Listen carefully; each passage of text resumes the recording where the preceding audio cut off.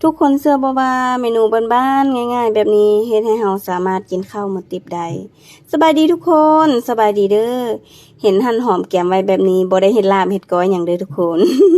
มื้อนี้สิพามาเฮ็ดแจ่วมะเขือหรือว่าซุปมะเขือเนาะเมนูง่ายๆผู้ใดก็คือสิเคยเฮ็ดแล้วแหละแต่ว่าสูตรของแม่ละเต้หันจะเติมเคียบหมูไปนำเพิ่มความนัวเพิ่มความอูมามิว่าซั่นซะเครื่องหอมมะเผ็ดแม่ละเต้คั่วเอาเด้อทุกคนมื้อนี้ แล้วเราจะก็มาตำใส่กับเขียบหมูปรุงรสด้วยเกลือผงนัวหน่อยนึงผงนัวกับเกลือบ่ฟ้าวใส่หลายเด้อทุกคนเพราะว่าเขียบหมูบางร้านเพิ่นจะออกเค็มๆเนาะคันมันจางเฮาจึงเติมน้ำปลาเอาหลังจากนั้นก็ตำมะเขือใส่มะเขือมื้อนี้แม่ละเต้ต้มเอาคันผู้ใดมีเวลาแนะนำให้ไปหมกหรือจี้ไฟมันจะแซ่บจะหอมเนาะ